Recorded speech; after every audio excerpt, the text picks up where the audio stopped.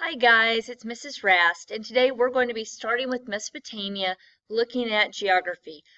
Geography is important in terms of location, where people settled, what resources they had, why they chose to settle there, pros and cons to settlement. Please take notes on pages 16 and 17 of your red notebook, and remember to write down everything that is in red. So on this slide, for example, you would be writing the title, Mesopotamia Geography, and that's it. Are you ready? Let's get started. Okay, so our big idea is that between the Tigris and Euphrates rivers was the home of the first civilization.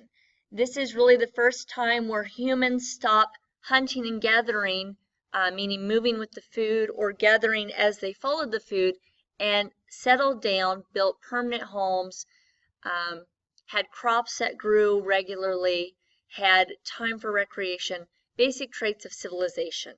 If you look right here, you can see Mesopotamia, which literally translates out into the land between the rivers.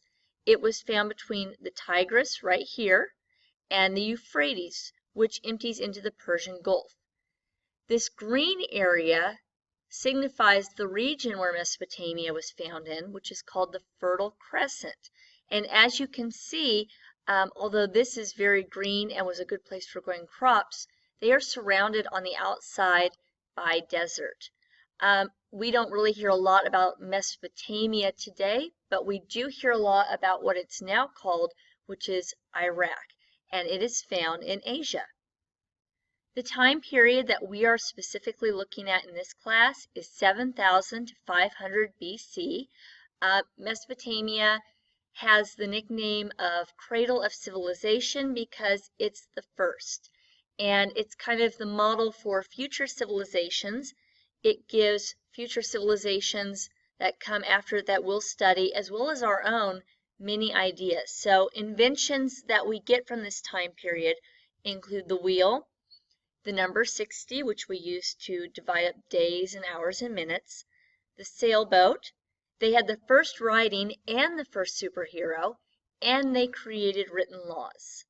Okay, so if you look closer at the map, I'd like you to maybe take a moment and think about what would be the pros or good things, cons, bad things of living here. Something you might want to consider is that this is probably a gray area because your needs are being met. However, there's only so much good land to go around, and as your population grows, where do all the people go? You can look and you can see some of the cities here. They are all around this green area. Out here, we've got desert and mountains. So there's not a really good amount of hospitable land for people to live on. Some of the pros of living there were the natural resources they needed to survive. The rivers are their water source. They have soil to grow crops, and they were able to create shelters. Unfortunately, the Tigris and Euphrates were very unpredictable, and they didn't know if they would flood or have too much water, which would possibly wash away your crops, your homes, your people, your livestock. Sometimes there was drought and there wasn't enough water to go around, so the natural resources were very limited.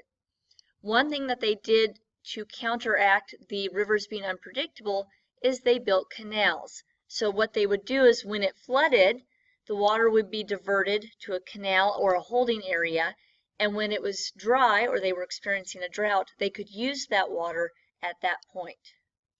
When we talk about Mesopotamia, you will hear a lot of times the word Sumer. Sumer was the first city-state of Mesopotamia. Now, city-state is not the same as a city, state, like Kansas City, Kansas. A city-state is a political unit consisting of the city and its surrounding countryside. So you can see a picture right here. You have the walls around the main city. They probably controlled the land right around here, but they were all on their own. So you need to think of them as city-states being like little mini countries. Each city-state had its own king, army, and gods. And so some of the other city-states you might hear about as we're reading include Babylon, Ur, and Nineveh. And since they were not united, they did not work together over the resources. They actually would fight a lot of the times over the water supply and the farmland. Some terms that are important to life in a city-state include a division of labor. Now that they are a civilization, they can have workers specialize in different types of jobs. We do that today. Not everybody is a teacher. Not everyone is a doctor. In order for your community or society to run, everybody needs to be doing something differently for the community to function smoothly. They would have had a social hierarchy, which is a division of society by rank or class. So, for example, we call it sometimes a social pyramid. The person at the top has the most power, and there's very few people up here.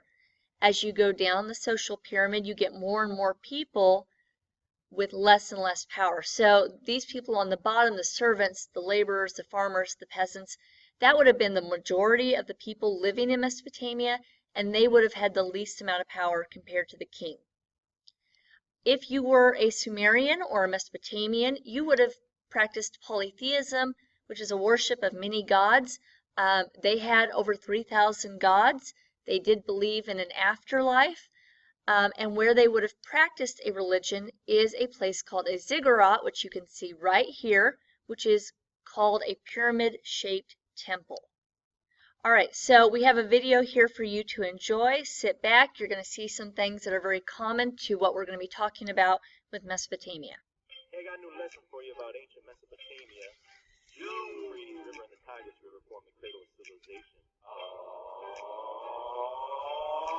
Akkadians long ago conquered Sumer, took control. Sargon led his armies in their chariots. They rolled by the Euphrates River, by the Euphrates River, by the Euphrates River, by the Euphrates River, by the Persian Gulfs where they found ancient ruins underground. Archaeologists did lots of excavation down by the Euphrates River, by the Euphrates River, by the Euphrates River, both the Euphrates River and the Tigris River used to flood, bringing lots of fertile mud. But the problem was that water washed away the crops. Dams and levees made it stop when it was dry. They'd irrigate. Fighting over water led to war between the city-states. Uniform. This ancient writing that tells us Sumer city-states were always fighting.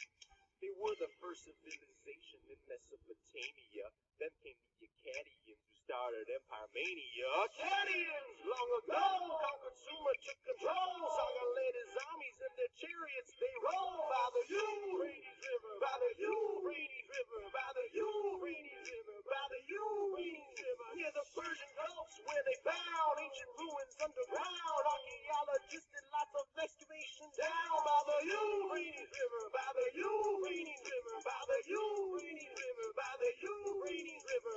King Sargon got real old, told his sons to take the throne, but the huge Akkadian empire would fall out of their control.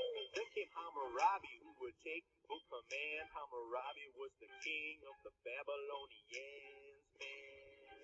Babylonia was the land where they told you obey Hammurabi's code, praise Hammurabi's code, break Hammurabi's code, and you'll be saying, oh no. Akkadians long ago conquered Sumer, took control. Sargon led his armies in their chariots. They rolled by the Euphrates River, by the Euphrates River, by the Euphrates River, by the Euphrates River, near the Persian Gulfs where they found ancient ruins underground. Archaeologists did lots of excavation down by the Euphrates River, by the Euphrates River, by the Euphrates River, by the Euphrates River. Babylonians built roads, they traded grain for gold. They kept themselves united under Hammurabi's code. Hammurabi's code, Hammurabi's code, Hammurabi's code, Hammurabi's code, which was a bunch of laws they believed it had no flaws. They obeyed it just because they thought Hammurabi was chosen by the gods. Oh, chosen by the gods. Whoa!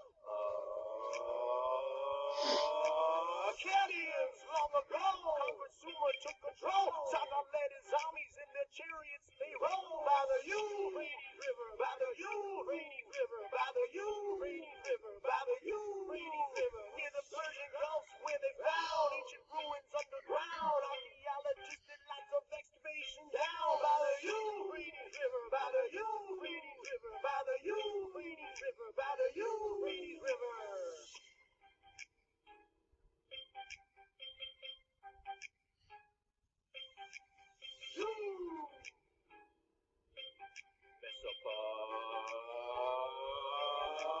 Mesopotamia.